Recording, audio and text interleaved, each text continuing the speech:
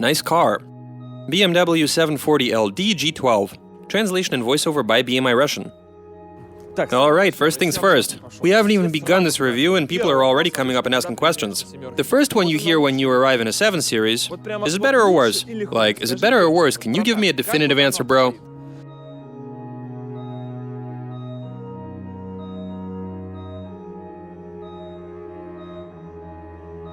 Those who've spent more time in the old ones say that it's the more comfortable way to go.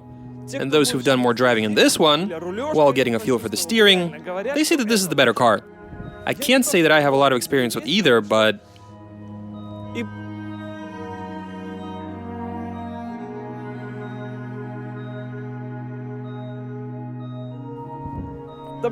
I actually have no idea. This thing isn't better, nor is it any worse. Seriously. I mean, I've been asked this question a billion times already, but you really can't compare them. You can't. This one is in a league of its own. There you go, that's my answer.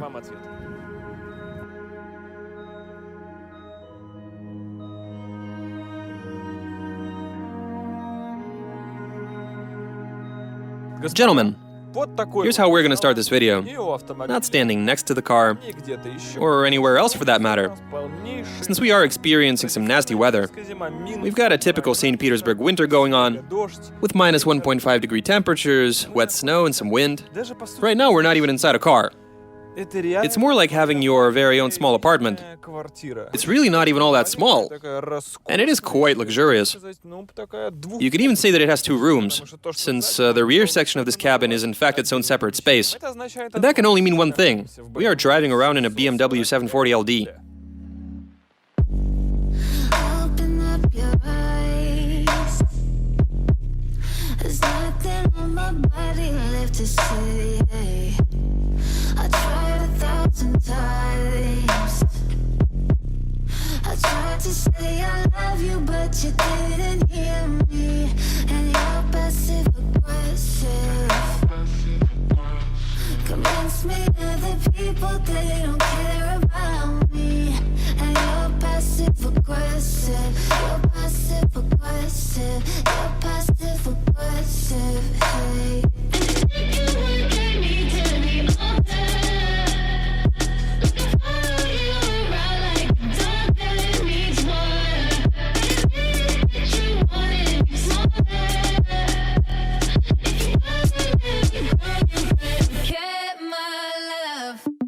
Okay, gentlemen, let's start with the simple things.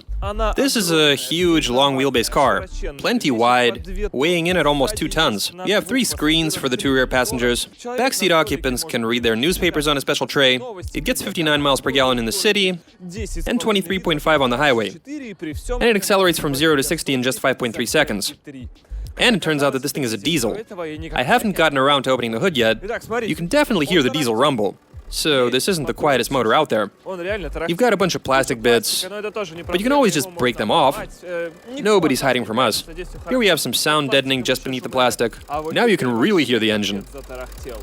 This is pretty brutal. Have a listen. Far out, these injectors are making a lot of noise. Then again, that's exactly why they covered it with all this plastic.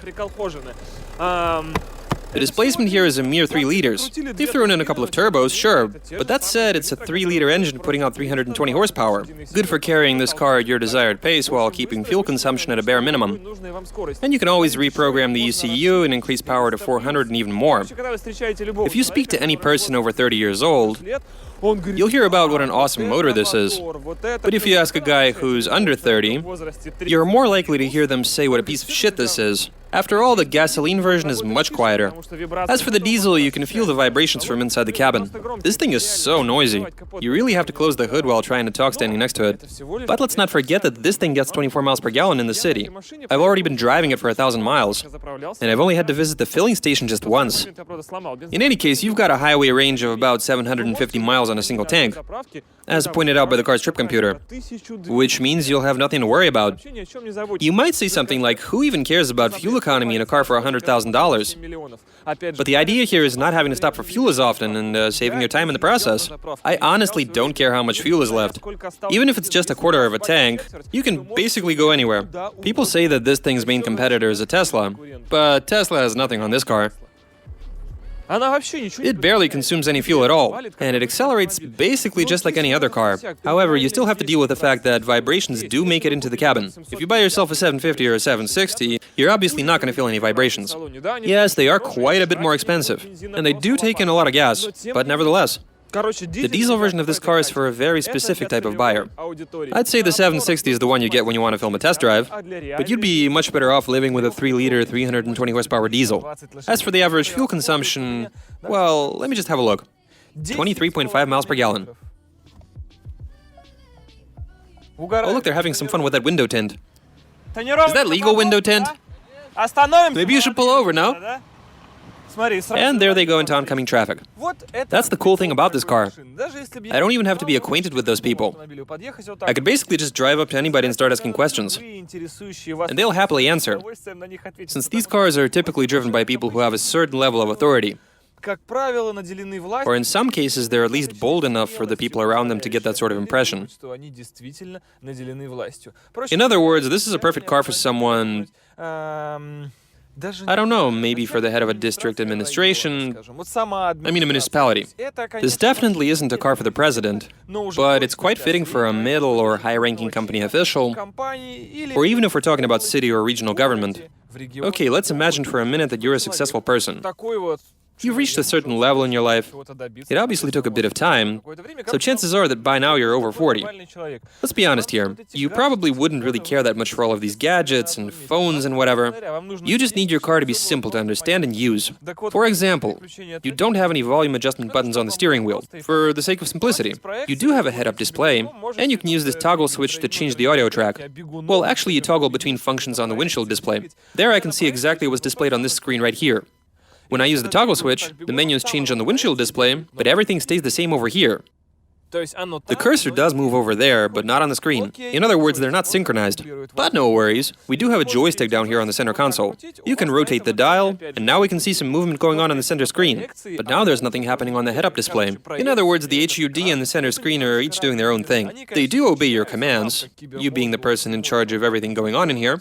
But that said, they're not interconnected. And if you're a middle-aged person, which is pretty much the case with at least half of potential buyers for this car, you will start playing with the toggle switch just to see that nothing's changing on the center screen. To me, it looks like they just made a mistake when they were making the software. As a matter of fact, when I just got into this car, this particular little quirk was driving me nuts. On one hand, when you've just bought yourself a BMW 7 Series, and you're taking it out for the first time, you really enjoy driving it. Everything in here is just awesome. But then you get to using the controls, and that's when things start going downhill. Now all of a sudden everything sucks. You fail to understand what the hell is going on and what exactly the programmers were smoking. Why do I even have buttons on the wheel, when I also have gesture control and a dial, in addition to a touchscreen on the dial itself? Why do you need that again? I saw someone use it to write something, but why does a person my age even need this stuff anyway? All I needed were some easy-to-understand buttons to up the volume, switch the track, shut everything off, and so on. That's it. I mean, why? Okay, whatever. It all looks pretty simple and subtle. Even this thing has its own sensor. Take a look at this. This car is unimaginably rich. And the climate controls are also touchscreen. This entire unit here is a touchscreen. When you start playing around, it lights up with different colors. I mean, oh my god. At first, when you've just purchased the car, you're thinking, wow, this is awesome. I'm loving this. I'm glad I got myself this car. This all feels quite nice. Just so you get an idea of how loaded this thing is, first off, you've got a head-up display. Then you have buttons on the steering wheel, some more down here. Then you have this screen, plus you have that dial in the center console. By the way, this is also a touchscreen. Everything in this car is a touchscreen of some sort. This is too much. You can play around with the screen and toggle through the menus. In fact, you can just use the screen without touching anything else. But even that's not enough. There's still some more you can add to all of this. Check this out. You've also got gesture control. Gesture control, yeah. You're supposed to use it to turn the volume up or down. But here's the thing. I mean, it's great that they did that and all, but they forgot to add a play button. It just isn't there. If I wanted to start playback, I can easily switch the track. That works. but I can't find a way to make the music play. I guess they were having a hard day when they were coming up with all of this. I can't confirm any given track with that dial, but even that won't get it to play. That's actually pretty hilarious. You can use gesture control to switch the track like so. This is for turning the volume up and down. Let's switch that track again. You can answer the phone using gesture control, but you still don't get a play button. Alright, let's just imagine that when you were a kid, you didn't even have a bicycle, and now you've grown up, you're doing well in life, and you've bought yourself a BMW for 100 grand. Thing is that you still didn't have a bike when you were a kid. I counted the power outlets in the cabin, and we have 1, 2, 3, 4, 5, 6. You can simultaneously charge 6 phones in here. 6! Yeah, that should do. You won't need to buy a USB port splitter.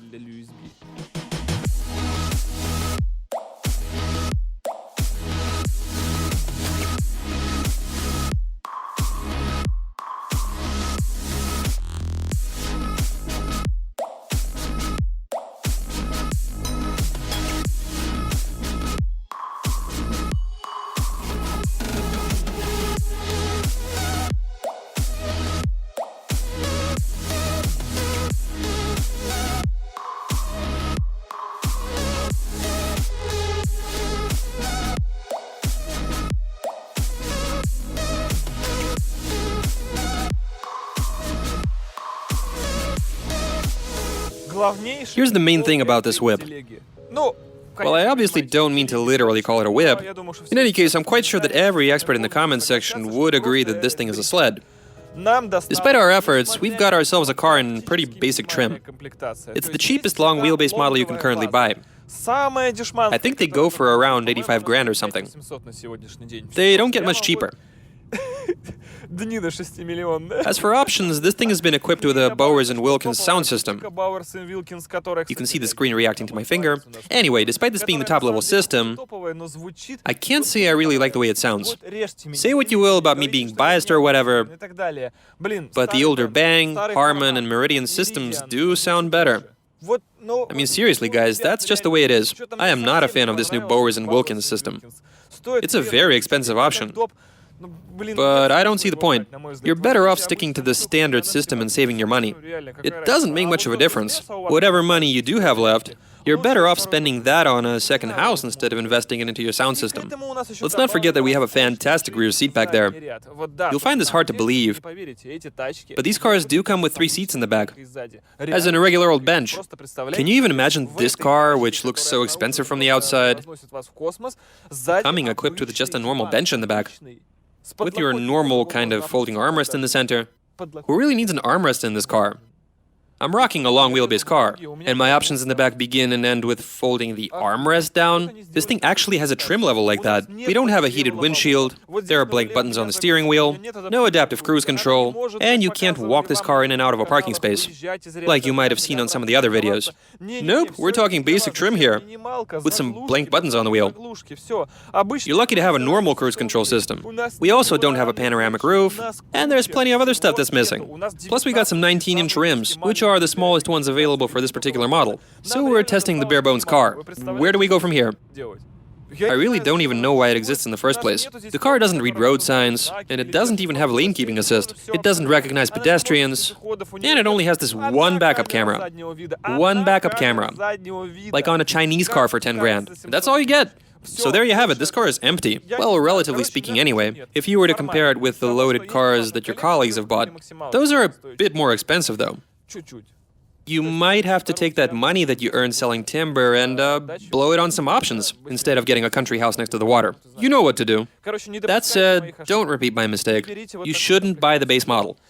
Then again, we did think this over. The base price for this car is about 85 grand. And in theory, they should be able to sell a bunch of these, them being all-wheel drive and whatever. But if you were to bring the prices down even lower, let's call it 59,000. And I'm talking as basic as it can possibly get, but for a price of $59,000. I just want to know, would people buy them? I actually think that a bunch of people would get in line for one of those.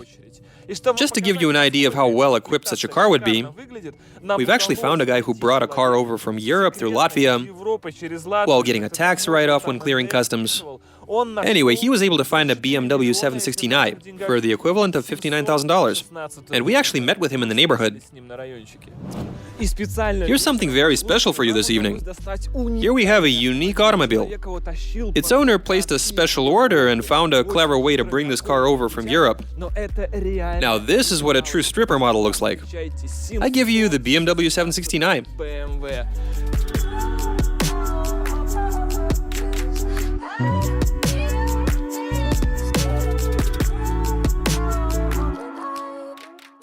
It's on steelies, and the bumpers, side mirrors, and door handles aren't even color matched to the bodywork. It's rear-wheel drive, and it has a manual gearbox, mated to a unique small displacement motor. It's also got some cloth seats on the inside. Now this car is just perfect. The owner, however, doesn't want to show us around. He intends on swapping the wheels and selling it as a 730, which means we can't do any filming in the cabin. But what we can do is at least enjoy the exterior of this masterpiece. Now imagine if you can actually order this sort of base trim from the factory, while spending $54,000 or maybe even $59,000. I actually do think that people would get in line. BMW should definitely take notice of this extravaganza of base-level luxury. Alright, so I've been driving this car for 3 weeks now, and it just never ceases to amaze me. The surprises just keep on coming. I'd like to make a simple statement here. In terms of driving dynamics, this thing is top-notch. It is at the top of the food chain. The way it soaks up the bumps. I have been driving in Comfort Plus mode all this time. Apparently this car does have a sport mode, adaptive, and some Eco Pro nonsense, but I won't be needing any of that. You'd be better off using a chisel to pull these buttons out, and just throw them outside so that the plebes can pick them up. As for Comfort Plus, it really is the best mode. After 3 weeks, I haven't even opened the hood of this car, right up to this very moment. I actually have no idea what's going on in there. I did go to a car meet recently, where I was swamped by some lot owners, who did find a way to pop the hood and then egged me on to give it some gas. Oh man, those guys were out of their minds. If you buy a car like this, just don't go into the engine bay. There's no need for that. You buy a car like this to drive around, and it's more than happy to just carry you with maximum comfort. I mean, if you want, you can press a few buttons and put the car through its paces. After all, it can do 0 to 60 in 5.3 seconds, while getting 23.5 miles per gallon in the city. This is a pretty fast car, and if I remember correctly, the fastest 7 Series of this generation does 0 to 60 in 3.7 seconds. Now that's just insane. Now those are Ferrari numbers right there. I am referring to the 760, of course. And here we have a diesel. I've only been to the filling station just once during these 3 weeks. Incidentally, that's when I broke the car. Let me just say something right from the get-go to all of you confident men out there. If you want to buy yourself a 7 Series, well, this thing won't disappoint you. Not for a second. The first 3 days, let's assume you wanted to get a 7 Series, and then you did finally get yourself one. The moment that happens, you get a great feeling, and you're so happy that you finally got what you wanted. It really doesn't get any better than this. And that sort of realization is what success is all about. In your mind, you've made the right decision.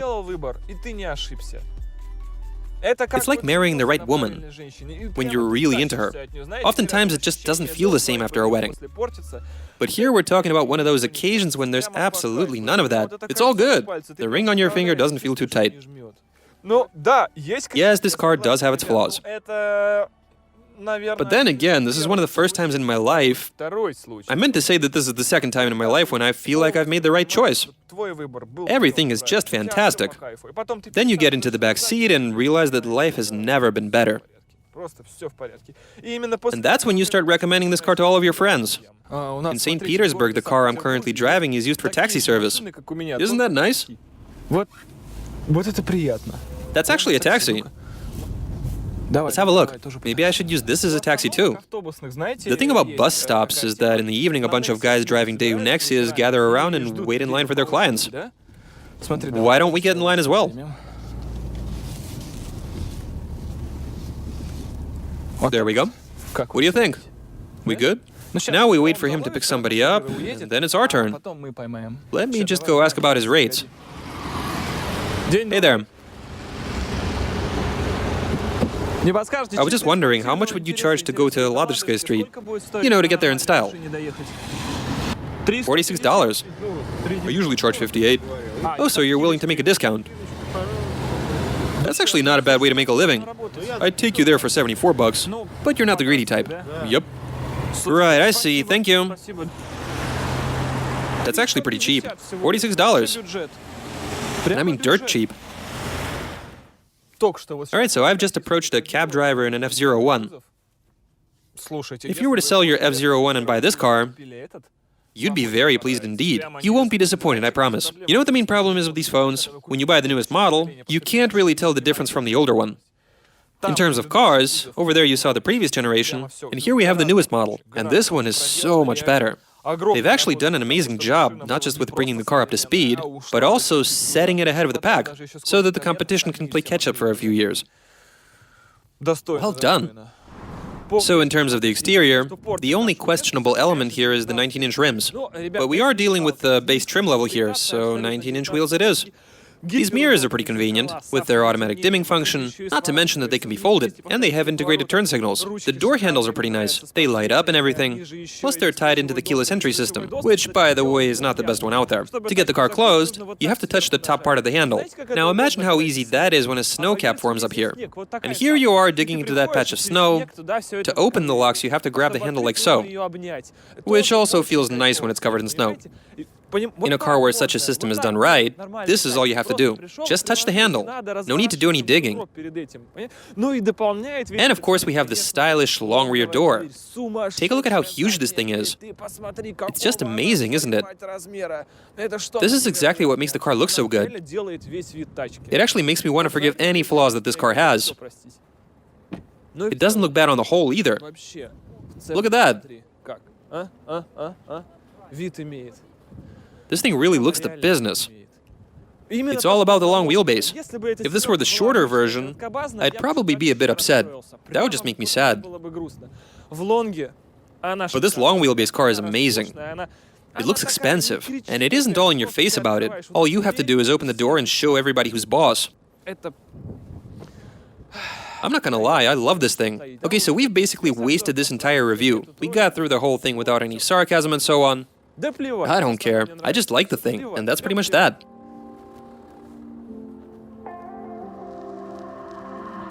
I've been chasing flesh and bones to feel something. I've been wasted, not giving a fuck what I've been taking. Keep cool, I got this. You're looking at me that way, got me hopeless. One night could never be enough until I met you. It was easy go.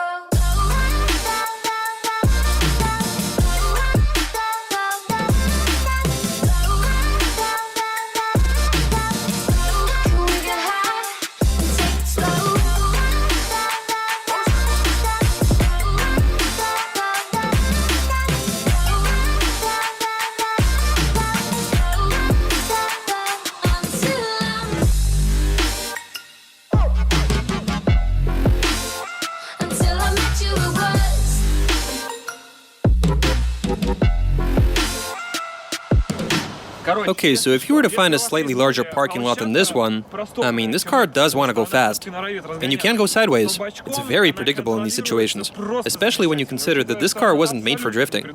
Not even close. However, it can drift if you really need it to. And it's a joy to drive. It is very easy to control. We're dealing with an all-wheel drive car. And all-wheel drive drifting does require some open space. I mean, over there you have some grip, over there you don't, here you're driving over some slush and water.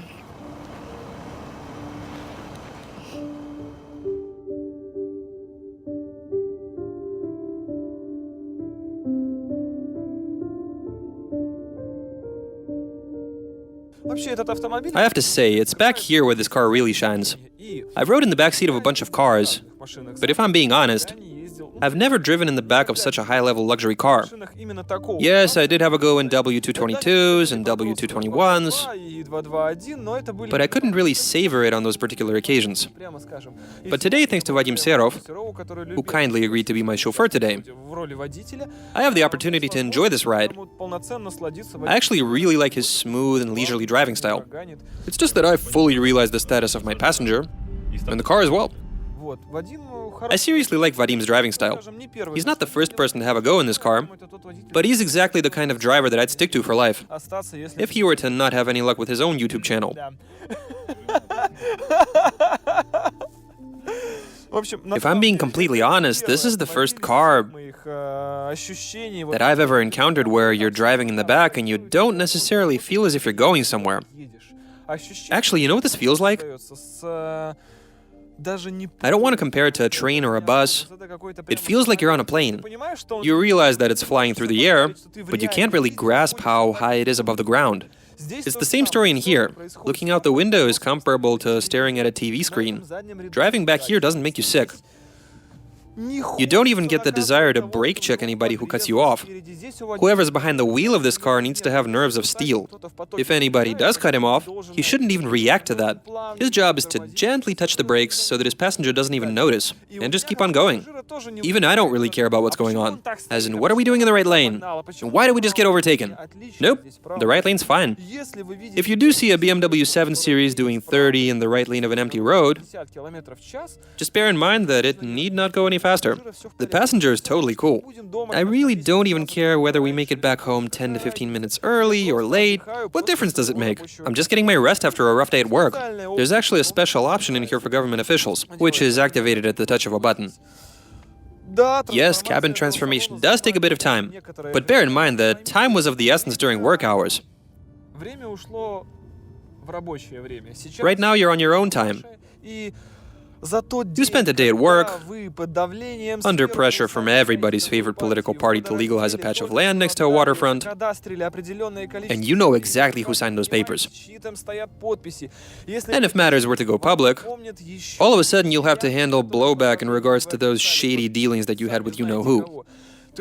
Each and every moment of your life, you know full well that everything can come toppling down in just an instant. And you might get your property confiscated while doing some jail time, with zero chance of reacquiring your old position. And considering that that's the only thing you're good at, as in carrying out orders from Moscow, which was going okay for a while, but there's always the off chance that you might become expendable, and nobody's gonna have your back covered. And that prospect always bugs these people, while they're busy projecting their importance into the ether. So yeah, the reality is that their position is quite unstable. And here you are making yourself comfy in this seat while all of these thoughts are going through your mind. The only purpose of this car during the 20-30 minute drive back home is to just help you ease your thoughts. Can you even imagine what's on the minds of the people driving around in these cars? Here he is with his window down, and he pretty much owns the place. Yes, the fate of a bunch of people is in his hands, but somewhere in Moscow, there's a guy who can send him to a maximum security prison for 9 years. Vadim, who is currently behind the wheel, probably realizes that he doesn't have it all that bad. He's riding in the same car, but he doesn't run the risk of going to prison. I want you to hit the gas, dude. Look at that, you even found some dry tarmac. Alright, go for it.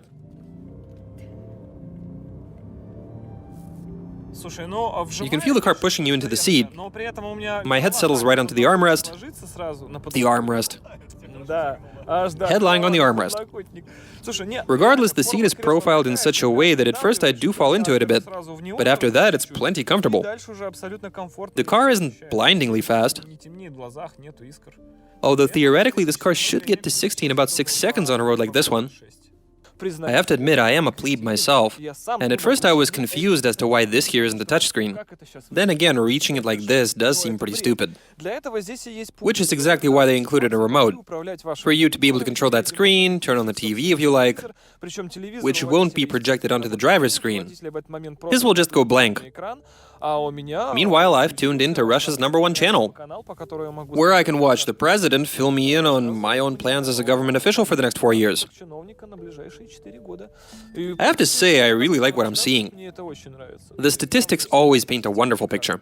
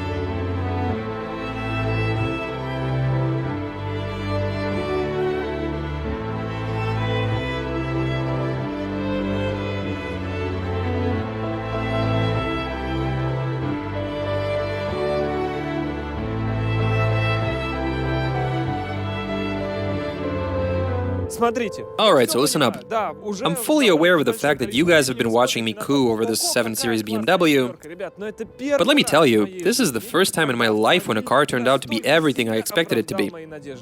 It's actually pretty amazing, the fact that it didn't disappoint me for a second. I didn't even think that was possible, but here we are. Yes, it absolutely does have its flaws, but this is one of those cars that you really want to keep. There is so much to like here. I mean, so much that I really don't even know where to start. Even after driving it for almost a full month, you always keep on discovering something new in here. If you own several cars, this is the one you'd most likely choose to go for a drive. I might have found some faults later down the line, but even given its asking price of about $100,000, this is actually quite the bargain. The price of admission is actually more than adequate, given all the amenities it has. I don't even know what to tell you in terms of its flaws. I mean, there might be some reliability issues, but I'd most likely have to drive around in this car for at least 6 months for them to become apparent. I've heard of certain nuances, but I reckon those were flukes which aren't even worth discussing in any detail. In any case, I really like this car. And assuming we're being watched not only by young dudes, but also by men in their 40s, I'd definitely recommend buying a 7 Series BMW. I wasn't paid to make this review, and I did notice a few flaws here and there. But in all honesty, this is the first time when a car truly proved to be absolutely worthy. Big thanks to you guys for watching this test drive. Good luck to all of you. I'm gonna go drive it some more. Goodbye.